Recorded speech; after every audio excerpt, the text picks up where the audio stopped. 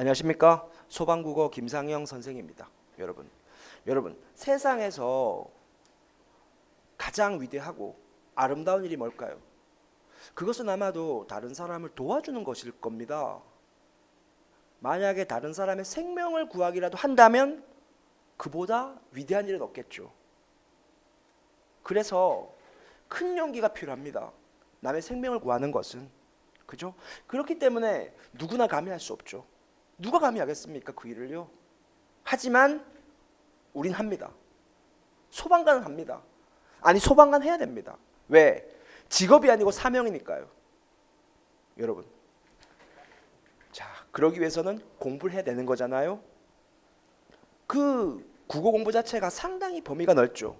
하지만 저는요, 이 강의 하나로 이 강의가 소방국어의 시작이고 더 나아가서 소방국어의 끝이 될 수 있도록 모든 강의를 준비해 왔습니다. 여러분, 자, 그렇다면 공부 범위와 공부 방법에 대해서 한번 알아보도록 하겠습니다. 여러분, 첫째, 문법. 둘째는 독해입니다. 셋째는 어휘 한자입니다.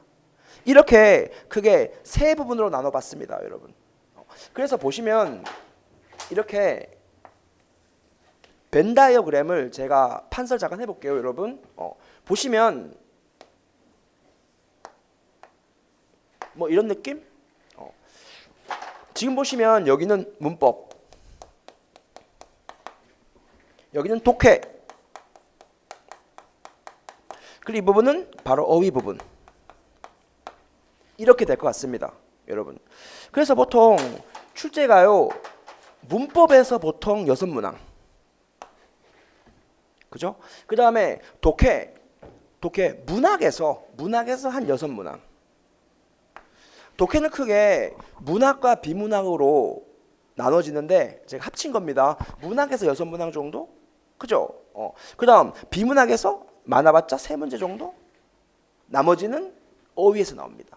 어휘 한자에서. 그죠? 그렇다면 여기에 대한 공부 대책은 어떻게 세워가겠습니까, 여러분? 자, 처음으로 가보겠습니다. 자, 먼저 문법입니다. 여러분, 문법. 학생들이 공부하기가 상당히 어려운 것이 문법이죠. 하지만 문법요, 보시면 크게 두 개로 나눌 수 있습니다. 여러분, 발음, 표기입니다. 만약에 이것을 우문론, 표준발음법, 로마자 표기법 이렇게 생각하고 공부하면 상당히 몸이 힘들 겁니다. 마음도 힘들고. 여러분, 표기 상당히 광범위한 분야가 있죠. 하지만 표기입니다. 얼만큼 정확히 적느냐는 거죠. 여러분, 그래서 정확한 발음과 정확한 표기를 공부하시면 되는 것입니다. 하나하나 세부적으로 꼼꼼하게 외울 필요가 있는 것이 아니고 정확한 발음과 표기를 정확하게 공부하시면 되는 것이고. 독해. 자, 독해 같은 경우에는 크게 문학과 비문학이 있습니다. 그런데 이 문학 부분이 바로 행정국어와의 차이점인 거죠. 행정국어는 기껏 해봤자 문학이 2문제, 3문제밖에 출제되지 않습니다. 하지만 소방국어에서는 문학이 6문제, 많게는 7문제까지 나올 수 있습니다. 여러분, 특히 그 고전 시가에서 출제가 이루어졌을 때 상당히 고전을 면치 못하죠. 지금까지 한 번도 써보지 못한 말들, 어려운 어휘들, 어려운 문장들로 되어 있으니까요. 여러분, 그래서 이 고전 시가에 대한 대책이 중요합니다. 여러분, 그래서 지금까지 시험에 나왔던 고전 시가 작품, 뭐 시조, 가사 이런 것들 위주로 해서 한 100작품 이상이 있는데요. 그런 것들을 하나하나 차곡차곡 정리해서 머릿속에 집어넣으셔야 됩니다. 그것을 분석하고 구조화시켜서 시험장까지 갖고 가는 거죠. 그래야 합니다. 비문학 보겠습니다. 비문학 크게 저희들의 발목을 잡지 않습니다. 여러분, 기껏해야 주제 파악하는 거, 중심하자 찾기, 제목 찾기 이런 것들입니다. 여러분, 다만 시간을 많이 뺏기면 안 되죠. 시간을 많이 뺏기면 안 되는 것이니까 훈련이 필요합니다. 주제를 찾는 연습, 중심하자 찾는 연습. 자, 여기에 대한 적절한 훈련이 이루어져야 될 것입니다. 그것에 대한 대비가 필요할 것이고요.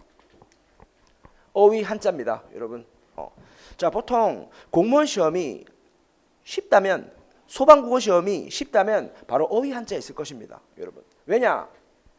일단 보시면 자 이렇게 다양한 분야가 있지만 크게 속담과 주제별 어휘에서 출제가 이루어져 있고 우리가 생각하는 상식선을 조금 뛰어넘고 있을 뿐입니다, 여러분.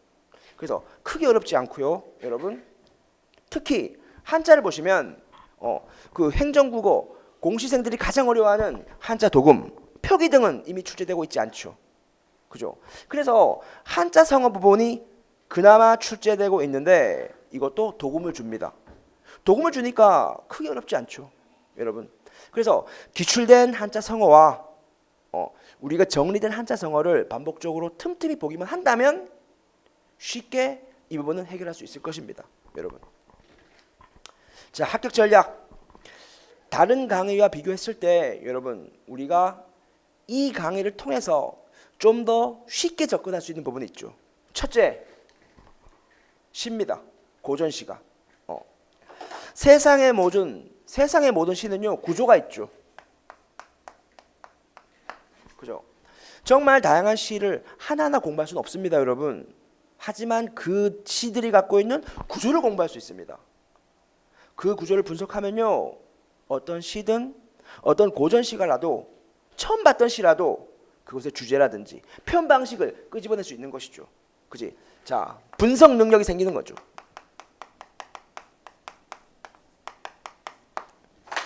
이 분석 능력을 통해서 여러분 시험에 출제됐던 수많은 작품 들을 머릿속에 집어넣는 겁니다.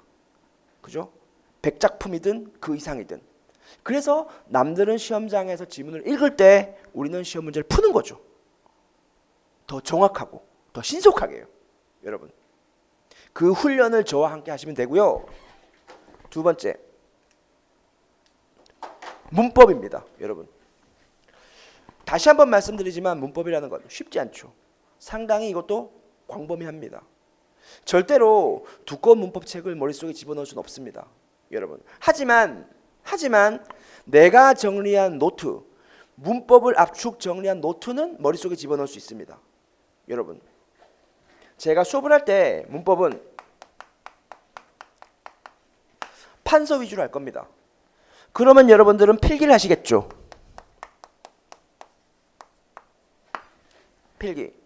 필기를 하다 보면 제가 판서를 하기 때문에요. 저도 머릿속에 한계가 있으니까 어휘나 문장들 다양한 예를 들어주지 못하지 않습니까, 여러분? 그러면 여러분들은 이 필기에 어떤 예시를 첨가하는 거죠. 어휘라든지 문장이라든지, 그지? 그러면 여러분만의 1차